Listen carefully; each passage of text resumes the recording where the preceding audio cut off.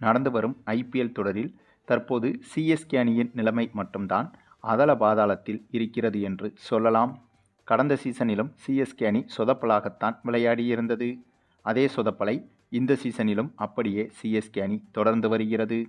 அதுவும் இந்த சீசன் தொடங்கி சிஎஸ்கே அணியின் முதல் போட்டியிலேயே சிஎஸ்கே அணியின் அணுகுமுறை என்பது மிகவும் மோசமாக இருந்தது. இந்த முதல் போட்டியிலேயே தெரிந்துவிட்டது சிஎஸ்கே அணியின் நிலைமை என்ன ஆகுமென்று. ஏனென்றால் போட்டியில் வெற்றி தோல்வி அடைவது என்பது ஒரு புறம் இருந்தாலும் போட்டியை எப்படி அணுக வேண்டும் என்ற அந்த ஒரு விஷயம் இருக்கிறதல்லவா, அதிலேயே சிஎஸ்கே அணி மிகவும் மோசமாக செயல்பட்டது. மற்ற அணிகளெல்லாம் சாதாரணமாக 200 ரன்களுக்கு மேல் அடித்து வரும்போது சிஎஸ்கே அணி மட்டும் 100 ரன்களை அடிப்பதற்கே திணறி வருகிறது. கடந்த சீசனிலும் இதே போலத்தான் சிஎஸ்கே செயல்பட்டது. அது மட்டுமில்லாமல் தோனியும் முதல் 15 நாட்களுக்கு சிஎஸ்கே அணியில் இந்த சீசனில் பங்கு பெறாத சூழ்நிலை ஏற்பட்டது. தோனிக்கு சிறு காயம் ஏற்பட்டதால் 15 நாட்களுக்கு பிறகுதான் சிஎஸ்கே அணியில் விளையாட இருக்கிறார். ஆகவே அதுவும் சிஎஸ்கே அணிக்கு மிகப்பெரிய பின்னடைவாக மாறியிருந்தது. ஏனென்றால் தோனி இருந்தால் கூட சிஎஸ்கே அணியை ஓரளவுக்கு மீட்டு விடுவார். ஆனால் அந்த வாய்ப்பு இப்போது இல்லாமல் போய்விட்டது. ஆக இந்த இடத்தில் சிஎஸ்கே அணியை காக்க வேண்டுமென்றால் கண்டிப்பாக ஏதேனும் மேஜிக் நடந்தாக வேண்டும். அதுவும் சிஎஸ்கே அணி அடுத்த போட்டியில் பஞ்சாப் அணியை எதிர்கொள்ள இருக்கிறது. பஞ்சாப் அணி ஏற்கனவே பலம் வாய்ந்த அணியாகும். இதனால் பஞ்சாப் அணியை வெல்வது என்பது சிஎஸ்கே அணிக்கு இன்னும் கூடுதல் சவாலாக இருக்கப் போகிறது என்பதை புரிந்து கொண்டு சிஎஸ்கே அணியின் ஓனரான ஸ்ரீனிவாசன் அவர்கள் தற்போது நேரடியாக களத்தில் இறங்கிவிட்டார் என்றுதான் சொல்ல வேண்டும். அதாவது இப்போது சிஎஸ்கே அணியில் முக்கிய மாற்றம் ஒன்றை இவர் அதிரடியாக செய்திருப்பதாக தகவல்கள் வெளியாகியிருக்கிறது. தோனி விளையாடாத பட்சத்தில் சிஎஸ்கே அணியை காப்பாற்ற வேண்டுமென்றால் இதுபோல சில முடிவுகளை சிஎஸ்கே ஓனர் எடுத்தாக வேண்டிய சூழ்நிலையும் உருவானது. அந்த வரிசையில் இப்போது சிஎஸ்கே ரசிகர்கள் பலரும் எதிர்பார்க்காத வகையில் இங்கிலாந்து அணியின் ஆல்ரவுண்டருமான அதிரடி மன்னனுமான பென் ஸ்டோக்ஸ் இப்போது சிஎஸ்கே அணியில் இணைய இருக்கிறார். அதாவது இந்த முறை இவர் எந்த ஒரு ஐபிஎல் அணிகளிலும் இதுவரை பங்கேற்கவில்லை. பர்சனல் ரீசன் காரணமாக இந்த வருட ஐபிஎல்லில் பங்கேற்காமல் இருந்தார் பென் ஸ்டோக்ஸ். அதே சமயம் சிஎஸ்கே அணியில் இந்த சீசன் தொடங்கும் போதே நாதன் எல்லிஸ் என்பவருக்கு காயம் ஏற்பட்டதால் அவருக்கு பதிலாக மாற்று வீரரை தேடி சிஎஸ்கே அணி பல வீரர்களை முயற்சி செய்து வந்தது. அப்போதே பென் ஸ்டோக்ஸிடமும் அது குறித்து பேசி வந்தது. ஆனால் அந்த சமயத்தில் நாதன் எல்லிஸுக்கு பதிலாக ஸ்பென்சர் ஜான்சன் என்பவரை சிஎஸ்கே அணி ஒப்பந்தம் செய்தது. இந்த நிலையில்தான் சிஎஸ்கே அணியின் மற்றொரு வெளிநாட்டு வீரரான மேட் ஷார்ட் என்பவருக்கு இப்போது திடீரென காயம் ஏற்பட்டுள்ளதாக தகவல்கள் வெளியாகியிருக்கிறது.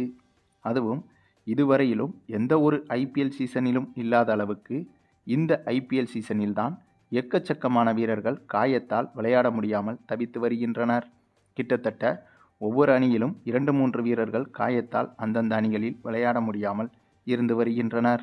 அந்தளவுக்கு இந்த சீசனில்தான் இந்த காயம் என்பது நிறைய வீரர்களை அச்சுறுத்தி வருகிறது. அந்த வரிசையில் இப்போது மேட் ஷாட் என்ற சிஎஸ்கே வீரருக்கும் வலைப்பயிற்சியின் போது காயம் ஏற்பட்டதாக தகவல்கள் வெளியாகியிருக்கிறது. இடது ஷோல்டரில் காயம் வலுவாக இருப்பதாகவும் அதனால் இவர் தொடர்ந்து சிஎஸ்கே அணியில் இந்த சீசனில் விளையாட முடியுமா என்ற கேள்வியும் எழுந்துள்ளது. இந்த இடத்தில்தான் சிஎஸ்கே அணி ஓனரான சீனிவாசன் அவர்கள் நேரடியாக தலையிட்டிருக்கிறார். வழக்கமாக சிஎஸ்கே அணியின் முக்கிய முடிவுகளை இவர்தான் எடுப்பார். தோனியும் இவரும் சேர்ந்துதான் எடுப்பார்கள். இந்த முறையும் மேட் ஷாட் என்பவர் காயம் காரணமாக சிஎஸ்கே அணியில் விளையாட முடியாத சூழ்நிலை இருப்பதால் இவருக்கு பதிலாக மாற்று வீரரை கொண்டு வருவதற்கு சிஎஸ்கே நிர்வாகம் முடிவு செய்திருந்தது. அப்போது மாற்று வீரராக யாரை கொண்டு வரலாம் என்ற பல கட்ட யோசனைகளுக்கு பிறகு இங்கிலாந்து வீரர் பென் ஸ்டோக்ஸை சிஎஸ்கே அணிக்கு கொண்டு வர சிஎஸ்கே ஓனர் முடிவு செய்திருக்கிறார். அதற்கு காரணம் பென் ஸ்டோக்ஸை பொறுத்தவரையில் ஏற்கனவே சிஎஸ்கே அணியில் விளையாடியவர்.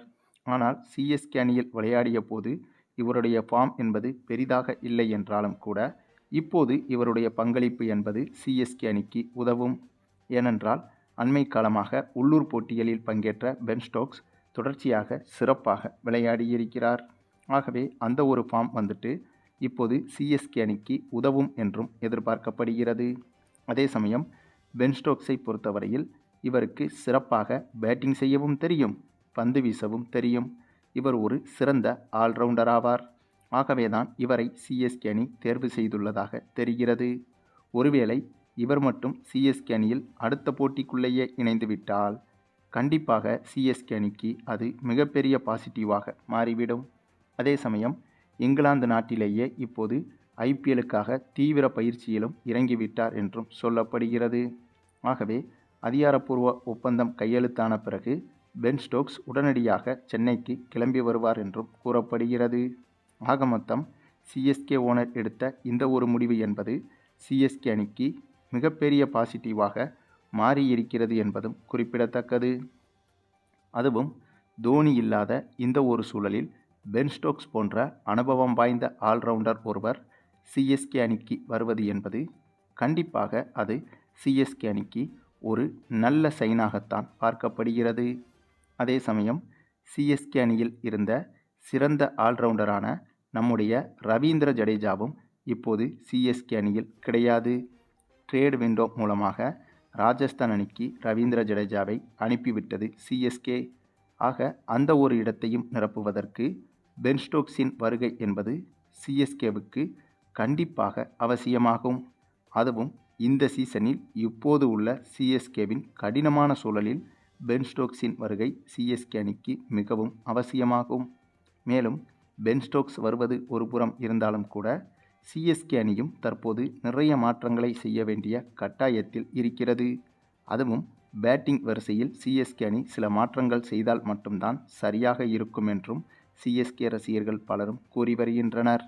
அதிலும் குறிப்பாக பவர் பிளே ஓவர்களில் அதிரடியாக விளையாடக்கூடிய பேட்ஸ்மேன்களை சிஎஸ்கே அணி பயன்படுத்த வேண்டும். சிஎஸ்கே கேப்டன் ருத்ராஜ் கெய்க்வாட் போன்றவர் ஓப்பனிங் இறங்குவதற்கு சரியான ஆளா என்று கேட்டால் அது கேள்விக்குறிதாங்க. ஏனென்றால் பவர் பிளே ஓவர்களின் போது லாங் ஃபீல்டர்கள் என்பது குறைவான எண்ணிக்கையில்தான் இருப்பார்கள். அந்த நேரத்தில்தான் பந்தை தூக்கி அடிக்கக்கூடிய வீரர்கள் பேட்டிங் செய்தால் அது ரன் குவிப்புக்கு உதவியாக இருக்கும். ஆனால் ருத்ராஜ் கெய்க்வாட்டை பொறுத்தவரையில் இவர் அதிகபட்சமாக தரையோடு தரையாகவே பவுண்டரி அடிக்கக்கூடியவர், அரிதாகத்தான் சிக்ஸர் அடிக்கக்கூடியவர். அப்படி இருக்கும்போது பவர் பிளே ஓவர்களில் ருத்ராஜ் களமிறங்காமல் இருப்பது நல்ல முடிவாகத்தான் இருக்கும். இதற்கு முன்பெல்லாம் ருத்ராஜ் ஓப்பனிங் இறங்கியிருக்கலாம். அந்த சமயங்களிலெல்லாம் சிஎஸ்கே அணி பலமாக இருந்திருக்கிறது என்பதையும் நினைவில் வைத்து கொள்ள வேண்டும். குறிப்பாக ருத்ராஜோடு அப்போதெல்லாம் ஓப்பனிங் இறங்கும் மற்றொரு வீரர் அதிரடி வீரராக இருப்பார். ஆனால் இப்போது இந்த சீசனில் சஞ்சு சாம்சனும் கூட மிகப்பெரிய அதிரடி வீரர் என்றெல்லாம் சொல்ல முடியாது. அவ்வப்போது மட்டுமே அதிரடியாக விளையாடக்கூடியவர். ஆக இப்போது உள்ள சூழலை பொறுத்து பார்த்தால் ருத்ராஜ் கெய்க்வாட் ஓப்பனிங் இறங்குவது தவறாகவே பார்க்கப்படுகிறது. ஆக சிஎஸ்கே பேட்டிங் வரிசையில் கண்டிப்பாக மாற்றம் செய்தால் மட்டும்தான் சிஎஸ்கே அணி இனிவரும் போட்டிகளில் நல்ல ரிசல்ட்டை பார்க்க முடியும் என்பதுதான் சிஎஸ்கே ரசிகர்களின் பெரும்பாலானவர்களின் கருத்தாகவும் இருக்கிறது. இது குறித்து உங்களுடைய கருத்துக்களையும் கமெண்டில் தெரிவிங்க.